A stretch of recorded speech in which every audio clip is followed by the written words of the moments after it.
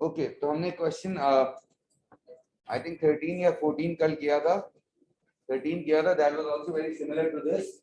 I just wanted you guys to do more practice. इसके बाद हम 15 भी कर लेंगे. 14 you can do as homework. Hello please. So if I read it with you, तो आप अगर इसको शुरू से पढ़ें तो question 16 it says Prescott, Rohini and Singh have been in partnership for many years with a profit sharing ratio of 2:1. और आपके सामने अभी जो स्क्रीन पे बैलेंस शीट है, that does not belong to the buyer, that belongs to the seller. क्योंकि अगर आप अभी नीचे जाके क्वेश्चन पे पढ़ेंगे तो it says that the partnership business is being sold to a company. So please यार, so this balance sheet belongs to a partnership जिसके 3 ओनर्स हैं, Prescott, Rohini and Singh. Okay, थोड़ा सा पुराना क्वेश्चन है तो वो करंट लायबिलिटीज ऊपर लिखी नहीं, अदरवाइज वो नीचे होती है. But it just that it's an old question before 2011, so that's why the presentation is a bit different, but it's the same thing. It's a balance sheet which is telling you that इनके पास क्या क्या है. ठीक है, नीचे बताया है उसने. अगर आप नीचे पढ़ें तो it says the partners have sold their business to Ashburton Limited on 1st July for 215,000. Ashburton Limited took over all the assets and liabilities except the bank account. So इन्होंने अपना बिजनेस एक कंपनी को बेच दिया जिसका नाम है Ashburton, और उसने ये बिजनेस 2,15,000 में खरीदा है. परचेज कंसिडरेशन जो भी है इसको देख लेंगे बाद में आके. द मेन पॉइंट इज कि आपको नीचे एक बैलेंस शीट दी है. ये किसकी बैलेंस शीट है? कंपनी की. ठीक है, हमें क्वेश्चन में 22 मार्क्स के लिए एज 22 मार्क्स के लिए what we have to do is we have to update the balance sheet. As in we have to tell the examiner कि after buying the above business, how will this balance sheet look like? Okay, he's not asking you to close the books of Prescott, Rohini and Singh. He's not saying make a realization account. But this question is not from seller's point of view, it's only from purchasers or buyers point of view. तो आपको सिर्फ ये कह रहा है कि जो Ashburton है इसकी नई बैलेंस शीट बना के दिखाओ. जब भी कोई किसी का बिजनेस खरीदता है तो सबसे पहले क्या करना होता है जी? सबसे पहले हमें निकालनी होती है गुडविल. हमें ये देखना होता है कि हमने जो बिजनेस खरीदा है उसके लिए जो पैसे दिए हैं वो ज्यादा है या हमें जो नेट एसेट्स मिल रहे हैं वो ज्यादा है. ठीक है, तो Ashburton लिमिटेड ने क्या डिसाइड किया कि प्रेस्कॉट, रोहिणी एंड सिंह की बैलेंस शीट पे जो लिखा हुआ है हम उसको नहीं देखेंगे, क्योंकि उन्होंने हर एसेट को क्या कर दिया? रीवैल्यू. सही है, बिकॉज़ बेटा ये तो झूठ भी बोल सकते हैं, ये बैलेंस शीट तो उन्होंने बनाई है, so we should not accept their value. If we want to calculate goodwill, we should take what? The market values. Okay, so उसने हमें यहाँ पे बताया है कि इन्हीं एसेट्स की, देखो ये सारे एसेट्स किसके हैं? पार्टनरशिप के. और ये जो लिस्ट है ये क्या है? ये इन्हीं एसेट्स की कौन सी अमाउंट्स है? रीवैल्यूड अमाउंट्स है. ओके, सो हमें बेसिकली गुडविल निकालनी है, तो हम लिख के करते हैं रात दिन बातें करते रहें. तो यहाँ पे मैं लिख देता हूँ बेटा गुडविल. सो गुडविल कैसे निकलती है? इसका एक फॉर्मूला होता है. It's better to show the formula also so that आपको एटलीस्ट अगर कुछ गलत करो तो वर्किंग के मार्क्स मिले. सो फॉर्मूला होता है purchase consideration minus net assets acquired. Net assets acquired का मतलब जो हमने एसेट्स अक्वायर किए लेकिन दीज शुड बी एट कौन सी वैल्यू? एट मार्केट वैल्यू या एट रीवैल्यूड अमाउंट्स.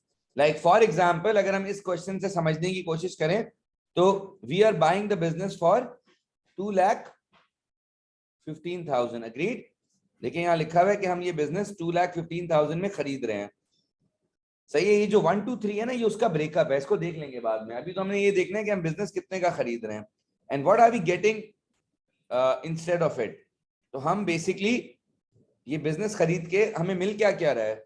तो we are getting land and buildings जिनकी वैल्यू, हाँ इनकी बैलेंस शीट पे तो 1 लाख है लेकिन मार्केट में कितनी है? 115. तो आई विल टेक 115. ओके, सो बेटा ये 115 आ जाएगा. उसके बाद फर्नीचर एंड फिटिंग्स हैं, वो कितने के हमने अस्यूम किए? 32,000 के. उसके बाद बेटा एक मोटर वैन है, वो कितने की है? 15,000 की. उसके बाद आई थिंक इन्वेंट्री है, 22,000 की इन्वेंट्री है. उसके बाद ट्रेड रिसीवेबल्स हैं 13,500. अब देखिए एक चीज मिसिंग है, अब ये आपको एक टेक्निकल बात मुझे समझानी है, वो ये है बेटा, और मतलब अगर आप इसमें बहुत ज्यादा टेक्निकल होंगे तो आप शायद गलत करते हैं। देखें यहाँ लिखा होता है, मैं आपको यहाँ पे पढ़ के सुना देता हूँ, आप ये वाली लाइन पढ़ें प्लीज। ये सही है? Can we all read this? The partners sold their business to Ashburton Limited on 1st July for 215,000. Ashburton Limited took over all of the assets and liabilities except the bank account. अब देखिए इस balance sheet पे एक loan भी है, सही है? अब I am telling you this that, अब इसने यहाँ पे नहीं बताया, सही है, बट आप इसकी मार्क्स स्कीम देखेंगे तो ये हमेशा ऐसी अस्यूम करता है दैट बैंक और लोन दोनों कभी टेक ओवर नहीं होते हैं, ठीक है? इनफैक्ट अब जो मॉडर्न क्वेश्चंस हैं, अगर मैं आपको अगले सालों का क्वेश्चन दिखाऊंगा तो अब वो लिख भी देते हैं, all the assets and current liabilities, instead of writing liabilities they use the word current liabilities. But कैसे समझाऊं, सीआई के लिए आपको याद रखना पड़ेगा कि जो सेलर का लोन होता है वो कभी टेक ओवर नहीं होता, ठीक है? बैंक का तो वो बता देता है कि हो रहा है या नहीं हो रहा है, बट लोन में वो कभी कभी साइलेंट होते हैं, तो never take over the loan. You the only thing you can take over from your current liabilities is what? Trade payables। अब प्रॉब्लम क्या है, ट्रेड पेबल्स की नई अमाउंट नहीं दी हुई, तो हम क्या करें, वही वाली अमाउंट ले लेंगे। ट्रेड पेबल्स की जो पुरानी अमाउंट है वो है 9450, हम अस्यूम करेंगे कि इसी वैल्यू पे टेक ओवर किया है, ठीक है? वरना ऐसा भी हो सकता था कि इस लिस्ट में जहां पे ट्रेड रिसीवेबल्स, इन्वेंटरी, ये सब कुछ लिखा है, हो सकता होता कि इस लिस्ट में भी लिखा होता ट्रेड पेबल्स, तो वो फिर क्या होता है, वो उसकी रीवैल्यूड अमाउंट होती है, okay? But they not revaluing trade payables, they are revaluing all the other assets, okay? So क्या आंसर आता है यहाँ पे हमारे पास, अगर आप ट्रेड पेबल्स को भी ले लें? So what is the value of trade payables? 9450। so ये माइनस हमने क्यों किया? because we want the value of net assets and we want to compare it with 2,15,000। so how much is the goodwill? जी, so goodwill की value आती है 26,950। okay, and now once we have the goodwill, हम इसकी एक complete balance sheet बना सकते हैं, because that's what he is asking you for। and यहाँ बना लेते हैं। तो मैंने आपको कल एक बात समझाई थी कि अब बैलेंस शीट में आपको गुडविल दिखानी होगी, but please make sure that you put the heading as intangible। मतलब जब आप यहाँ पे नॉन करंट एसेट्स दिखाएंगे तो you have to show that there is an intangible non current assets with the name of goodwill. उसके सामने लिख दें या उसके नीचे लिख दें क्या वैल्यू थी, 26,950। Then we have to show our tangible assets, और टेंजिबल एसेट्स में अब हमारे पास क्या क्या होगा? सो we will have land and buildings, या उसको हम देख लेते हैं। then we have fixtures and fittings, and we also have a motor van। तो अब बेसिकली करना क्या है, क्योंकि हम एशबर्टन लिमिटेड की बैलेंस शीट को अपडेट कर रहे हैं, तो ये कौन सी लैंड एंड बिल्डिंग्स हैं जो उनके पास पहले से हैं बिजनेस खरीदने से पहले, और अब उन्होंने ये वाली लैंड एंड बिल्डिंग्स और खरीद ली हैं। तो क्योंकि हम एक टोटल बैलेंस शीट बना रहे हैं, तो हमने सिंपली क्या करना है, इसको इसमें ऐड करना है। Like all you have to do is you have to take these values and add them into the balance sheet, like literally like this. तो इनको सब ऐड कर लेते हैं। तो लैंड एंड बिल्डिंग्स की वैल्यू कितनी होगी जी, इसमें हम 115,000 को प्लस कर रहे हैं, तो दिस वुड बिकम 240,000। आपका जो फिक्सर्स एंड फिटिंग्स है उसमें आई थिंक 32,000 प्लस हो रहा है, तो उसकी वैल्यू आ जाएगी 99,750। फर्स्ट कॉलम में लिख के एंड में टोटल भी लेके जा सकते हैं उधर, अब मैंने गलती से लिख दिया है इधर, कुछ नहीं होता। मोटर वैन कितने की है? सही टोटल बता रहे हो आप, 15,000 हमने ऐड करना है ना, 39,975। once we have added all of this, तो आपके पास नॉन करंट एसेट्स आ जाएंगे 406,675। Okay, now the most important part of the question is कि आपको, मैं करंट एसेट्स पे जा रहा हूं अभी, लेकिन करना मुझे ये चाहिए था, वी शुड नो कि ये जो 2,15,000 की परचेज कंसिडरेशन है, इसका ब्रेकअप क्या है। बिकॉज बेटा ये चीज अफेक्ट करती है बैलेंस शीट को, तो इस चीज को पहले डिस्कस कर लेते हैं। I will come to the balance sheet again, don't worry. So basically हमें किसी ना किसी तरीके से ये पता करना है कि ये 2,15,000 की क्या क्या वैल्यूज हैं। तो आई थिंक इसकी 3 चीजें हैं इसमें। क्या क्या है इसमें, आपको वो पढ़ना पड़ेगा क्वेश्चन यहां से। अगर आप ये पढ़ेंगे तो इससे हम ये फिगर आउट कर सकते हैं बेटा कि जो परचेज कंसिडरेशन है that is being satisfied by 3 items. Okay, so वो 3 आइटम्स कौन कौन से हैं? एक तो बेटा शेयर्स हैं, ठीक है, फिर एक डिबेंचर्स हैं जिनकी वैल्यू हमें खुद ढूंढनी पड़ेगी, उसके लिए थोड़ी मैथ लगानी पड़ेगी, और एक क्या है, कैश या bank, whatever you want to call it. तो how will I know that shares कितने के हैं, डिबेंचर्स कितने के हैं और कैश कितना है? अगर ट्रस्ट मी, अगर 3 में से कोई 2 चीजें पता चल जाएं तो ये तीसरी खुद पता चल जाती है, राइट? तो अब हम देखते हैं इसने हमें क्या क्या बताया हुआ है। तो मैं आपके साथ पढ़ता हूं, जो बात नहीं समझ है मुझसे पूछ लेना।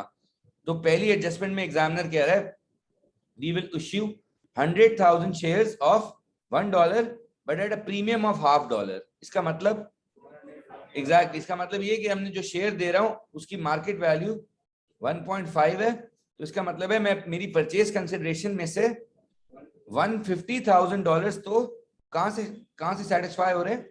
शेयर से। तो मैं ये बोल सकता हूं कि यार $150,000 तो शेयर से सेटिस्फाई हो रहे हैं। अच्छा, नॉर्मली क्वेश्चन में डिबेंचर्स की अमाउंट दी हुई होती है, जैसे पिछला क्वेश्चन जो मैंने आपको कराया उसमें लिखा हुआ था 15,000 के डिबेंचर्स हैं, उन्होंने आधे आधे बांट लिए। इस दफा एग्जामिनर आपकी मैथ चेक कर रहा है और वो आपसे ये देखना चाह रहा है कि आप इस चीज को फिगर आउट कर सकते हैं या नहीं, मैथ और अंग्रेजी दोनों, ठीक है? तो एडजस्टमेंट नंबर 2, तो वो कह रहा है the issue of 8% debentures redeemable at par in 2020। खैर उससे फर्क नहीं पड़ता, वो आपको सिर्फ ये कह रहा है 10 साल बाद पैसे वापस मिल जाएंगे। लेकिन तो this is not important, this is just a fact, he is telling you that it's a non current liability, 10 साल की लायबिलिटी है। The main point is this कि हम 8% डिबेंचर्स इशू करेंगे, ये नहीं बता रहा कितने करेंगे, बट वो ये कह रहा है कि हम इतने डिबेंचर्स देंगे प्रेस्कॉट को जिससे उसको उतना ही इंटरेस्ट मिले जितना पहले मिलता था। तो आप एक चीज नोटिस करें, प्रेस्कॉट ने, please hear me out, Prescott ने इस अपने पार्टनरशिप बिजनेस को ना एक लोन दिया हुआ था, सही है? आपको ये पता है कोई लोन इंसान क्यों देता है किसी बिजनेस को? Because he believes in fixed income. जिस बंदे को फिक्स्ड इनकम चाहिए होती है ना, वो या तो बैंक में पैसे रख देता है या किसी को लोन दे देता है, या वो अपने ही पार्टनरशिप बिजनेस को लोन दे सकता है। तो ये प्रेस्कॉट कोई मेरे ख्याल से बुढ़ा आदमी होगा, उसको ये टेंशन होगी, तो उसको एक फिक्स इनकम चाहिए। तो उसने क्या किया है, $25,000 एक बिजनेस को लोन दिया हुआ है, कितने परसेंट पे? 12% पे। अब उसका बिजनेस बिक रहा है, एश बटन लिमिटेड आके उसका बिजनेस खरीद रही है। तो एश बटन लिमिटेड ना उसको एक तरीके से एक इंसेंटिव देने के लिए या उसको उसकी ये वांट सेटिस्फाई करने के लिए उसको ये कह रही है कि यार तुम टेंशन ना लो, तुम्हारा बिजनेस तो खत्म हो रहा है, सही है, मगर जो तुम्हारी फिक्स्ड इनकम थी ना हम उसको मेंटेन करेंगे। मतलब कि आपको पहले कितना इंटरेस्ट मिलता था? 3,000 का। तो हमने, कंपनी ने प्रेस्कॉट को बोला हम आपको इतने डिबेंचर्स दे देंगे जिससे आपको 3,000 का इंटरेस्ट मिले। अब काश हम उसको 12% डिबेंचर्स दे रहे होते, अगर हम उसको 12% डिबेंचर्स दे रहे होते तो हमें उसको 25,000 के डिबेंचर्स ही देने पड़ते, क्योंकि 25,000 का 12% कितना होता है? 3,000। बट प्रॉब्लम इज हम उसको कितने के डिबेंचर्स दे रहे हैं? 8% वाले, ठीक है? तो नाउ हमें मैथमेटिकली बस ये निकालना है कि अगर प्रेस्कॉट को पहले कितना इंटरेस्ट मिलता था? 12% of 25,000, which means he or she was getting an interest of 3,000. Now the company has to make sure that he or she still gets an interest of 3,000. तो हम क्या कर सकते हैं? 8%, हाँ उसको डिवाइड कर सकते हैं, बिल्कुल। 8% of what should be equal to 3,000. This basically means we will make sure that Prescott get debentures worth 37,500. ये सारे के सारे डिबेंचर्स हम प्रेस्कॉट को दे देंगे, ठीक है? उससे क्या होगा, उसकी वो जो फिक्स्ड इनकम की नीड है वो पूरी हो जाएगी, उसको 3,000 का इंटरेस्ट मिलता रहेगा, पहले भी मिलता था अब भी मिलता है। तो बेसिकली हमारे लिए इंपॉर्टेंट क्या है कि हम इससे क्या निकाल लें? डिबेंचर्स की अमाउंट। और डिबेंचर्स की अमाउंट हमारे लिए क्यों इंपॉर्टेंट है? एक तो इसको भी हमें बैलेंस शीट में डालना है, और दूसरा इस मोमेंट पे हमें डिबेंचर्स की अमाउंट इसलिए चाहिए ताकि हमें क्या पता चल सके कि हम कितना उसको चेक दे रहे हैं। क्योंकि अगर आप क्वेश्चन में देखें तो लिखा है the balance was paid by cheque, है ना? The balance amount was paid by cheque. तो I had to find the balance amount तो मुझे इससे ये पता चल गया कि हमने आई थिंक $27,500 चेक से दिए हैं। सही है, ये तीनों चीजें are like payments. We have made these payments to the partner. Why? Because they have sold their business to us.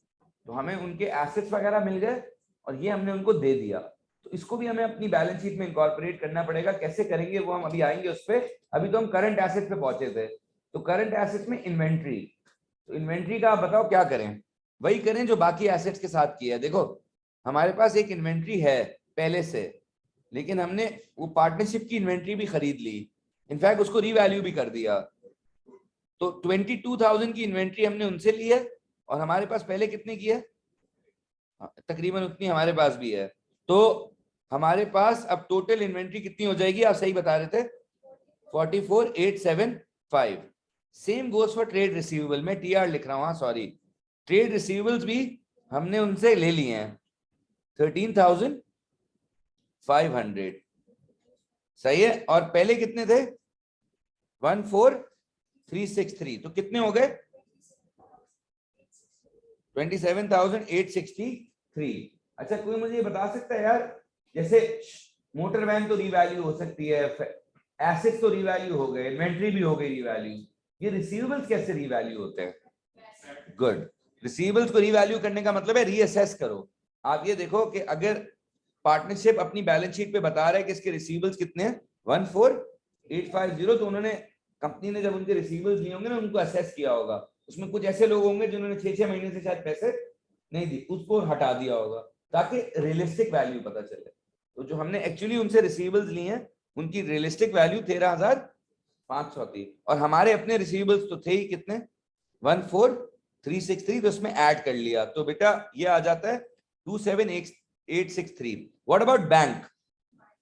Good. Bank में से हमें करना पड़ेगा माइनस। सही है। This is the only thing, only part of asset जहां पे आप देखो माइनस हो रहा है कुछ, वरना हर चीज में ऐड हो रहा है। बिकॉज बैंक में ऐड इसलिए नहीं होता है बिकॉज एक तो हम उनसे उनका बैंक खरीदते नहीं है, और दूसरा हम अपने बैंक में से उनको एक पेमेंट करते हैं ताकि वो अपने बुक्स को बैलेंस कर सकें। तो हम कितनी पेमेंट कर रहे हैं? 27,500 की। तो बहुत कम अमाउंट रह जाएगा हमारे पास। कितना? 962। और इसको आप अगर इधर ले जाओ तो ये भी बता दो प्लीज। 7,773। ओके, सही तरह बताओ ना। 480,375। ओके। अच्छा सॉरी, उनका फॉर्मेट दूसरा है, मैं अपना ही हम जो हमारा फॉर्मेट है वो यूज कर रहे हैं। मतलब पहले इक्विटी फिर लायबिलिटीज, ठीक है। अच्छा अब यहाँ पे आपको बैलेंस शीट में नजर आ रहा होगा $1 ऑर्डिनरी शेयर्स। आप पुरानी बैलेंस शीट को देखो, उसमें आपको नजर आ रहा होगा this company already has how many shares? 200,000। सही है। प्लीज ये मत समझना कि हमने इसमें से 100,000 उनको दे दिए हैं, ऐसा नहीं है।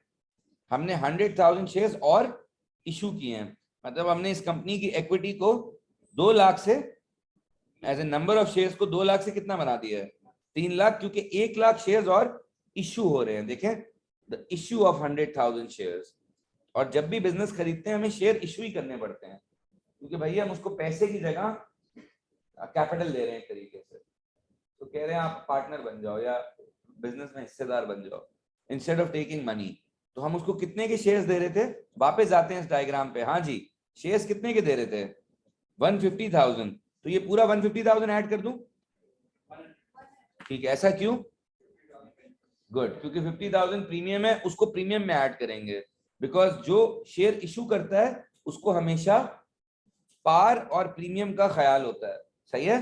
तो इसको पता होना चाहिए कि ये वाली वैल्यू शेयर में जाएगी और बाकी वैल्यू प्रीमियम में जाएगी। तो हम जब अपनी बैलेंस शीट भी बनाएंगे यहाँ पे जो हम बना रहे हैं, तो हम अपने पास शेयर्स में ऐड करेंगे 1 लाख। फिर यहाँ पे जो शेयर प्रीमियम आएगा उसमें हम ऐड करेंगे 50,000। तो बेटा ये बन जाएगा 300,000। ये मुझे नहीं पता, 70,000। Thank you. और जो रिटेन प्रॉफिट्स या रिटेन अर्निंग्स हैं वो सेम रहेंगी। वो भी मैंने आपको बताया था क्यों सेम रहती हैं, क्योंकि अभी हमने लिटरली 1 मिनट बाद की बैलेंस शीट बनाई है। ये जो बैलेंस शीट थी जिसपे आपके पास रिटेन अर्निंग्स हैं, हमने इसके लिटरली बस बैलेंस शीट में बिजनेस टेक ओवर किया है। बिजनेस टेक ओवर करने से रिटेन अर्निंग्स पे फर्क नहीं पड़ता। तो ये आपकी 48795 रहेंगी। हुआ बैलेंस? हाँ, नहीं नहीं, मैं कह रहा हूँ वैसे किसी ने, वो तो मुझे पता है अभी नहीं होगा। 48795, यार मैं उल्टा पुल्टा लिख देता हूँ कभी कभी। अच्छा जी, फिर हमारे पास एक नॉन करंट लायबिलिटी है which is 8% debentures, which is part of the purchase consideration, 37,500, and last is your current liability, which is I think trade payables, and we need to add the दोनों trade payables because हमने उसके trade payables की जिम्मेदारी भी ले ली थी 9450। तो ये आ जाएगा 24080। 15,000 उसके अपने पुराने थे, ये आप ऐड करते हैं 480375। ठीक है, अगर आपने सॉल्व कर लिया है और कॉपी भी कर लिया है तो प्लीज क्वेश्चन 15 है इससे पहले वाला, वो जरा करें। आप 10 मिनट में आराम से सॉल्व कर सकते हैं। सही, एक सवाल पढ़ो, एक जरा खुद से करोगे तो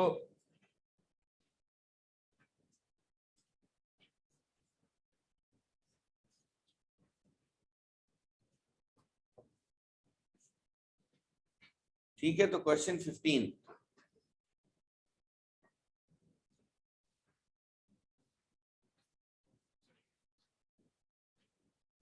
सही, ये मैंने इसको हटा नहीं रहा हूं कि अगर आपने कॉपी नहीं किया है तो 15 मेरे पास सॉल्व है। I show you the answer but I want you to do it yourself.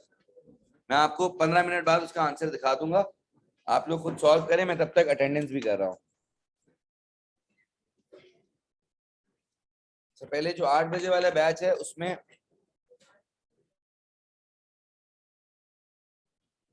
अच्छा, तो आप लोग क्वेश्चन 15 कर रहे हैं। The balance sheet should look like this. I'll just tell you.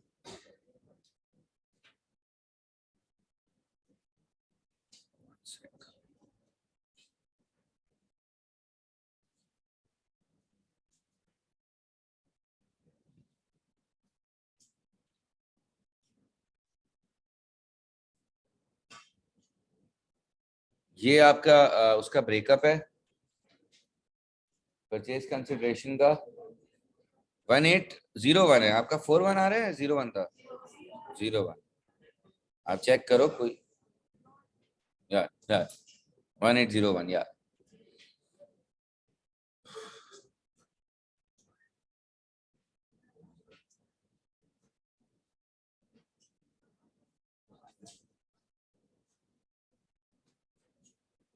Answer ही होना चाहिए। कोई चीज अगर नहीं समझ आ रही तो पूछ लो प्लीज।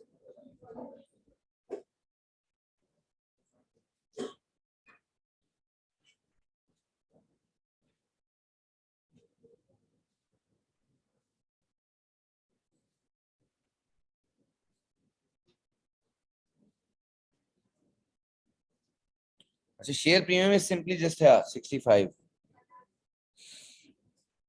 कि पुराना शेयर प्रीमियम नहीं है शायद। हमने सोनिया क्लास में 13 किया था या 14? आप लोग खुद ट्राई कर सकते हैं। Okay, but this is the answer for 15। अच्छा, मैं ये जूम को एंड कर रहा हूँ।